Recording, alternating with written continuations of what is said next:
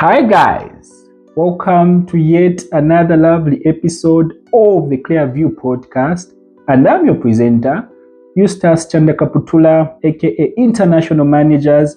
This lovely episode was brought to you by Laminate Media. Before we move into the video, let's have a word from our sponsors. Are you in Lusaka? Are you looking for a house?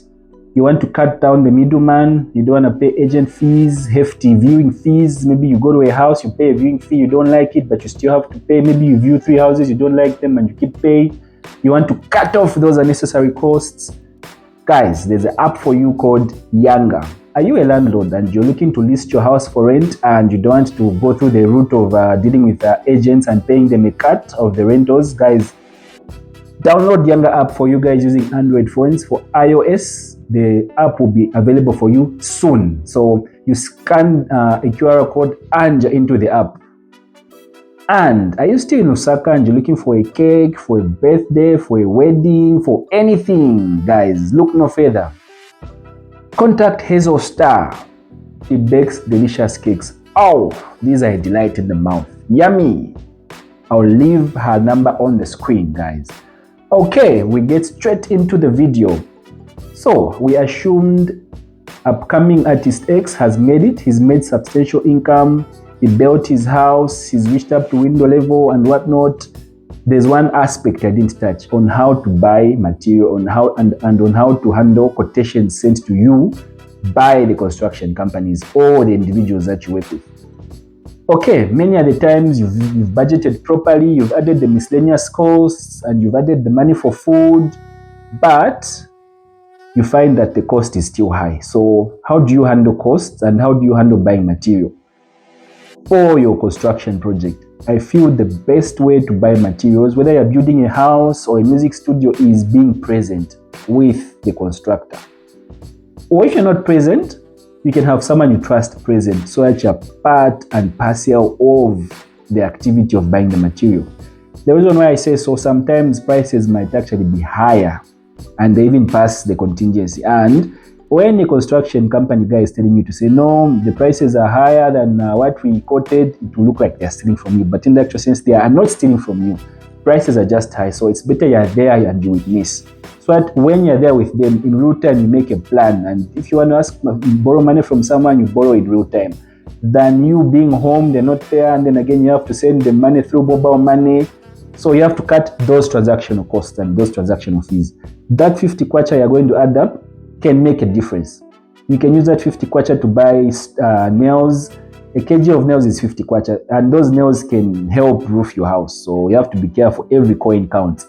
Again, the prices of those commodities, some of them might be very low.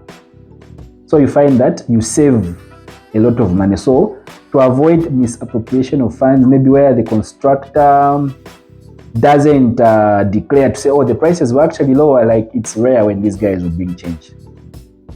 That's what I know. So it's better there. So when there's that change, it's either you can get it or you can think of adding it to another cost. Okay, so sometimes you find other costs are very high and the other costs are very low. So it can balance each other. They can balance each other or they can knock each other off. And there might be some change. So that same change, even if it's a 500 kwacha, guys, it makes a difference. You could use that 500 kwacha to pay your caretaker, for example, that month.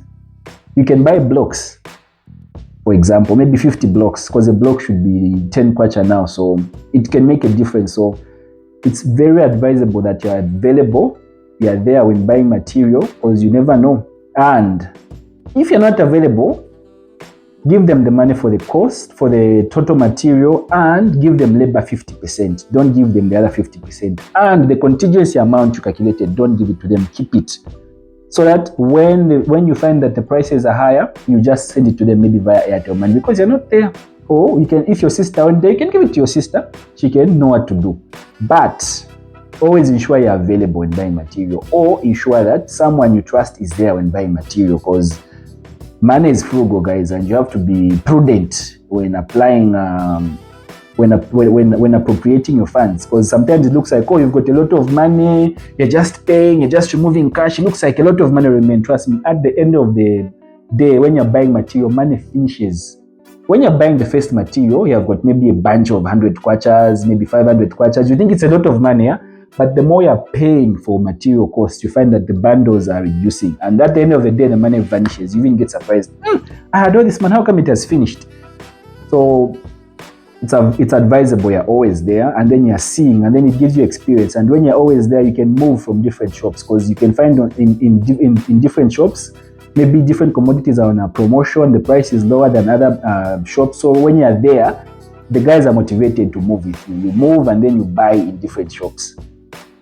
Just make sure you emphasize on quality over quantity.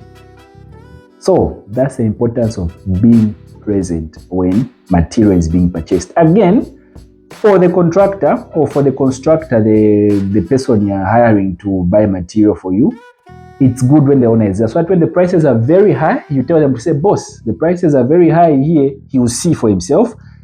It won't look as if you're trying to steal from them. You won't look unprofessional. At least when the owner is there and they're seeing how high the prices are, it makes sense. It's okay. So guys, don't neglect the chance to be there to buy material. In fact, it's not even advisable for you to buy material alone. It's advisable to buy material with the people you're constructing with, so that you're together. So that those guys will tell you on the quality and the quantity, and you're there, you're seeing the process flow, and it's just good for you. Also learn, and it helps you budget and plan for your next project, so that you budget and do things like a pro in the future. Okay, so guys, always be available in buying material, or have someone you trust available, and make sure you always get receipts.